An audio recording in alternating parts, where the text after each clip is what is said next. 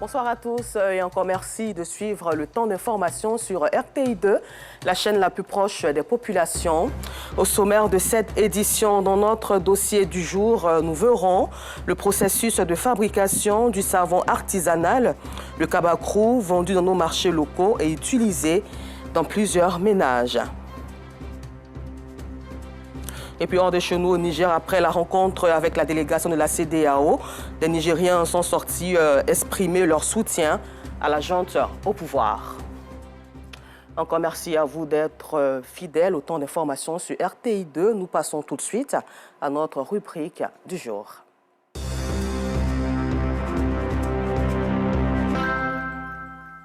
Et comme tous les dimanches, pour notre rubrique Les dossiers de la 2, nous chercherons à comprendre le processus de fabrication du savon plutôt kabakrou, obtenu à base de déchets de savon provenant des usines de savonnerie ou d'huile de palme. Le kabakrou est un savon de plus en plus prisé par les populations.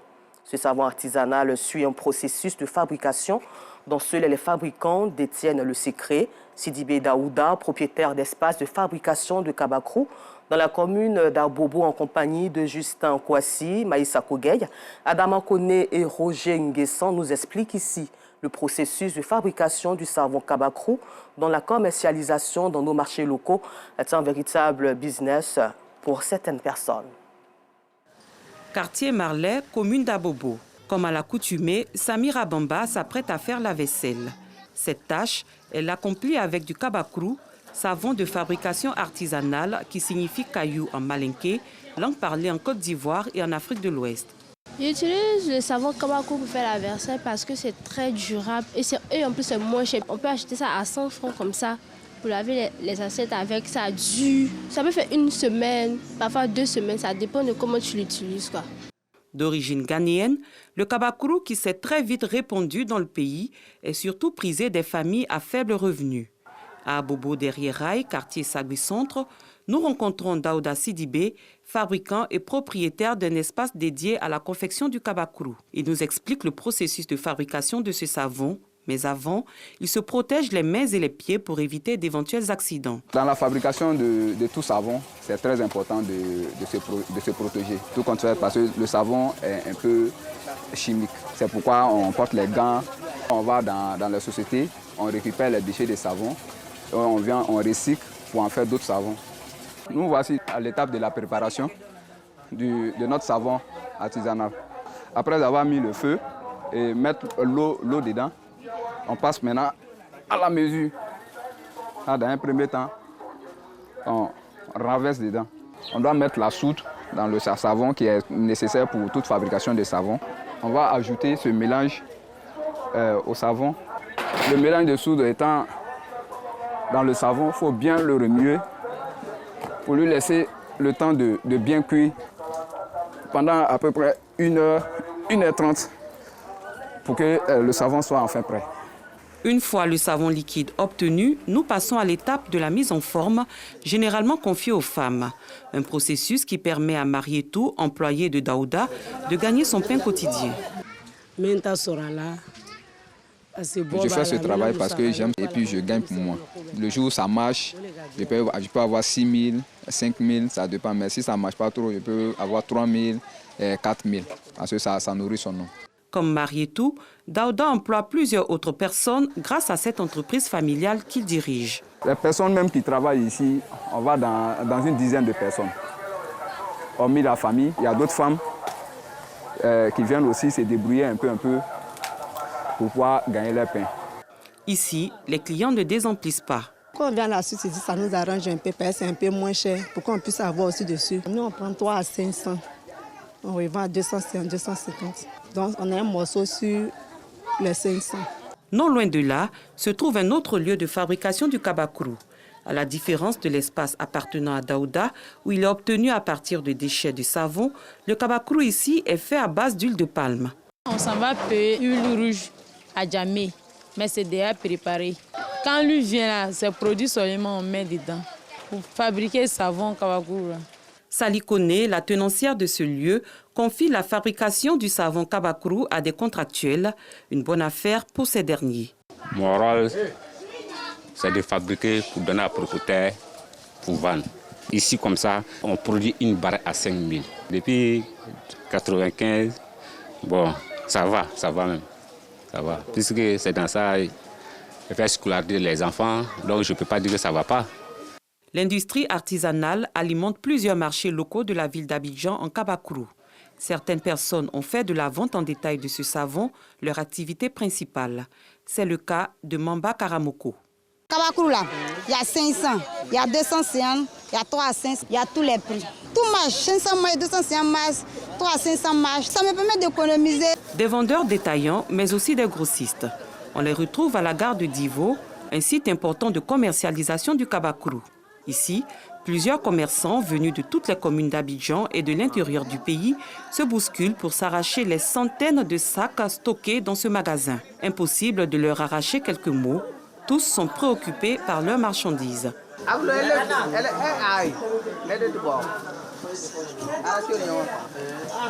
Aboulaye Doumbia, ancien vendeur de savon Kabakourou, partage avec nous son expérience. Nous avons entrepris la fabrication de savon Kabakourou. Ça nous a rapporté un peu de moyens et on embauchait des femmes qui venaient nous aider à fabriquer ces savons Kabakourou-là. Ça marchait, chacun gagnait son pain, puisque les contratiers, voilà, souvent 3 000, souvent 4 000, même 5 000 même souvent, ça les permettait aussi de pouvoir se prendre en charge. Quand nous étions en activité, ça allait mieux. Mais aujourd'hui, étant père de famille, vous n'êtes plus en activité. Vous voyez ce que ça fait. Voilà, donc c'est la chute totale.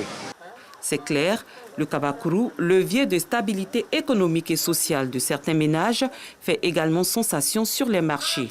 Cependant, l'activité de production artisanale de ce savon ainsi que son utilisation expose parfois à des problèmes de santé, comme l'ont démontré certaines études. La production du savon Kabakourou, une activité rentable, ce reportage est à revoir sur RTI Info. Toujours en société, le grand marché d'Adjamé, réputé pour sa grande affluence, au quotidien ne présente pas le même visage les dimanches. Les dimanches matins, l'affluence est plutôt faible.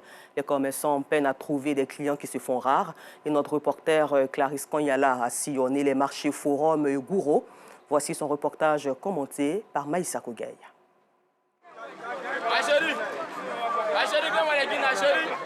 Des commerçants qui peinent à trouver des clients. Certains couchés sur leurs marchandises attendent en vain. D'autres interpellent des passants sans succès. C'est à cette scène qu'on assiste au marché Gouro d'Adjamé ce dimanche matin. Depuis matin, j'ai vendu que 15 000. Habituellement, quand il y a l'affluence, on peut vendre jusqu'à 30 000, 40 000, 50 000. Mais là, comme aujourd'hui est dimanche, compte tenu qu'aujourd'hui est dimanche, c'est un jour de prière, donc il n'y a pas trop d'affluence. C'est un jour aussi de repos, donc il n'y a pas trop d'affluence. Sinon, habituellement, on vend plus que ça. À partir de 13h, 14h, ça donne un peu. Depuis matin, là, je suis venu, j'ai gagné 1000 francs, mais je ne me plains pas. Je sais que quand je sois, Dieu peut me faire grâce. Le dimanche, la circulation est fluide.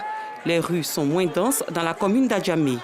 Le trafic est bien plus léger comparativement aux jours ouvrables, au cours desquels le nombre de visiteurs est estimé entre 2 et 3 millions par jour. Cette faible affluence est source d'inquiétude pour les commerçants, mais un avantage pour les quelques clients présents. Ami préfère faire ses achats le dimanche. Pour elle, cela est plus avantageux. Dimanche, le coin est relax, on peut passer facilement, puis les trucs sont moins chers. Mais seulement, ce que je plaide, beaucoup de magasins ferment.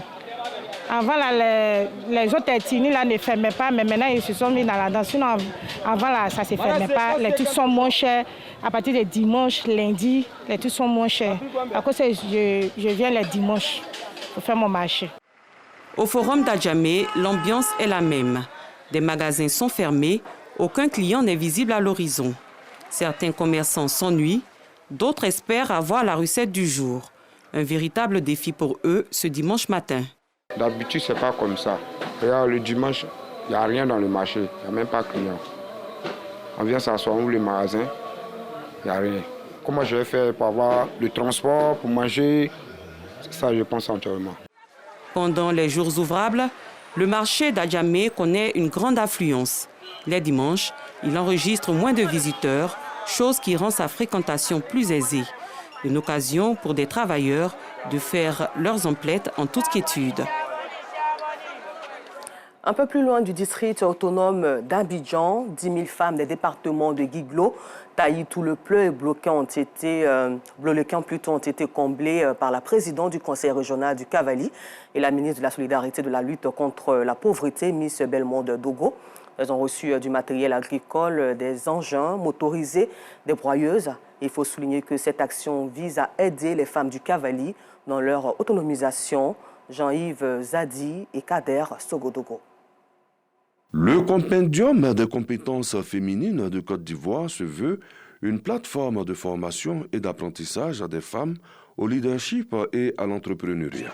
Cette année, pour le déploiement de la phase 2 du compendium Focus Femmes, 3000 femmes de la région de Gbeke ont pris part à la formation à Boaké. Occasion pour les premiers bénéficiaires de la formation de partager leur expérience. J'ai changé de modèle de travail et j'ai commencé à faire la transformation. Donc vraiment, je remercie beaucoup le compendium des femmes. Le compendium des compétences féminines de Côte d'Ivoire est à l'initiative de l'ex-ministre de la promotion de la femme, de la famille et de la protection de l'enfant, Efrazi Kwasi Yao, avec le soutien du président de la République, Alassane Ouattara, à qui la coordonnatrice a tenu à rendre hommage. On revient à Boaké, là où nous avons commencé avec les femmes rurales.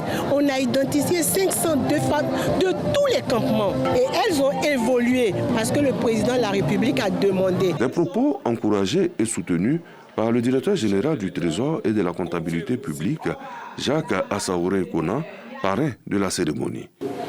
Le président de la République, son Excellence M. Alassane Ouattara, a mis en place, dès sa prise de fonction, le compendium des compétences féminines de Côte d'Ivoire.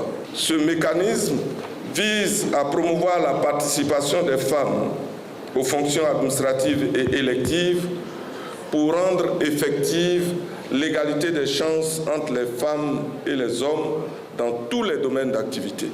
Le compendium Focus Femmes a porté sur le thème leadership et l'entrepreneuriat avec les championnes du développement de la région de Gbeke. C'est plutôt un événement qui s'est déroulé à Boaké dans la région de Gbeke. À Boasso, les enfants du village SOS ont reçu des dons en vivres et non-vivres, de quoi subvenir à leurs besoins quotidiens. Une action de solidarité de la part de la Fondation Rosa Mystica qui a pour mission de venir en aide aux nécessiteux, Clarisse Kanyala, Enza Traoré et Maïssa Kougaï. À Boasso, ville située à 116 km à l'est d'Abidjan, capitale de la région du Sud Komoué. Cette localité abrite l'un des plus grands villages SOS du pays. Ici, vivent 115 enfants SOS, des enfants qui ont perdu la prise en charge parentale et que nous n'avons pas le droit de filmer. Ces enfants vivent de dons de personnes de bonne volonté, une situation parfois difficile pour le village SOS d'Aboasso, créé en 1983. Ici, au quotidien, nous devons prendre ces enfants en charge. Vous savez déjà, quand on prend un enfant en charge, il y a plusieurs aspects. Il y a l'aspect alimentaire, il y a l'aspect vestimentaire, il faut les habiller. Et il y a aussi la santé, l'éducation, il faut les mettre à l'école. Et ces enfants, cela a un prix. Et ce n'est pas évident qu'on puisse avoir tout. Cette année, à l'occasion des vacances scolaires, 45 enfants d'autres villages SOS sont venus se joindre à ceux d'Aboasso. Pour faciliter leur prise en charge et leur apporter le sourire, la Fondation Enfant Jésus Rosa Mystica, une structure qui a pour mission principale de venir en aide aux enfants vulnérables, a offert ce jeudi 17 août 2023 au village SOS d'Aboasso des dons en vivres composés de pâtes alimentaires, de kits scolaires et d'autres kits à usage quotidien. Je dis merci à tous les donateurs qui nous envoient tous ces dons et les bénis. Nous leur disons merci d'avoir participé à notre bien-être. Tout don est bienvenu à SOS. C'est une très grande joie, surtout que nous avons reçu en ces temps de vacances les enfants des 3 villages, Yamsokro, Abobo et certains d'Aboasso. Voilà, ils sont venus en vacances ici Et ces dons vont nous permettre aussi d'améliorer la prise en charge de ces enfants. Le village SOS, ça entre en ligne de compte de notre programme d'activité. Alors, au sein de la Fondation Enfant Jésus Rosa Mystica, chaque jour, on reçoit des demandes d'aide. Et on a établi un programme d'activité pour nous permettre de prendre en charge toutes les demandes qui nous ont été adressées. Cette action de solidarité s'inscrit dans le cadre d'une série de dons dans les différentes régions du pays. Prochaine étape, après le Sud Comoé, la région du Lodjibois. À Grand Bassam, près de 20 000 personnes ont répondu présent au concerto de l'indépendance pour la jeunesse prévu précédemment le 6 août dernier, mais qui a été reporté à hier samedi 19 août 2023 au stade municipal de Grand Bassam en raison du deuil national de 10 jours décrété par le chef de l'État Alassane Ouattara pour honorer la mémoire de l'ancien président Henri Konan Bédié. Il faut souligner que les 20 000 jeunes présents ont communié avec une pléiade d'artistes. Un an après son annulation, Mariam Ba, artiste chanteuse malienne, a pu communier avec ses fans au Palais de la Culture de Treichville. Le concert s'est tenu le lundi 14 août dernier à la salle Anoumambo. Un peu plus de 4 000 fans étaient présents pour apporter leur soutien à l'artiste. Aboulaziz Guira et Nour Sangaré étaient de la partie. Pas besoin de placer un quelconque commentaire. Les images parlent d'elles-mêmes. Toutes ces personnes n'ont qu'une seule envie, voir Mariam Ba, la star malienne de la musique mandingue, prester sur scène. Il est 20h quand elle fait son entrée sur la scène devant un public en liesse, visiblement sous le poids de l'émotion.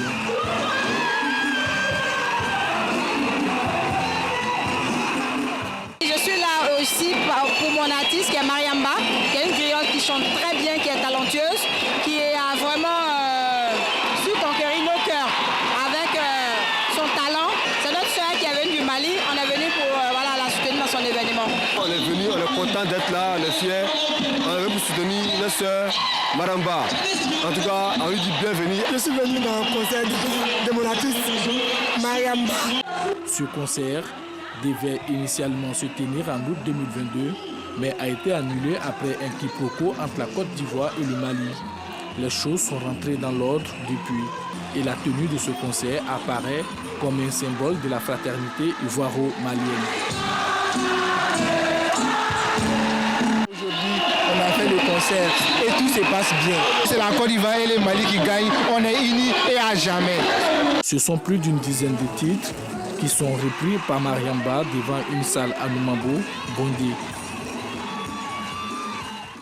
Parlons à présent de marche et fitness avec Arsène Kouassi du service des sports. Prévenir les maladies cardiovasculaires à travers le sport est l'un des objectifs du ministère des Sports à travers sa direction générale qui a initié une marche sportive longue de 2,5 km. Venue des différents ministères et institutions de la République, plus de 1000 randonneurs arpentent les artères du centre des affaires de la capitale économique. Un afflux de personnes qui part de l'esplanade de la cité administrative en passant par le musée des civilisations avant de revenir sur le point de départ couronné par une séance de fitness. Nous avons bougé, nous avons pris plaisir à le faire et nous comptons pérenniser cette activité au sein de notre institution.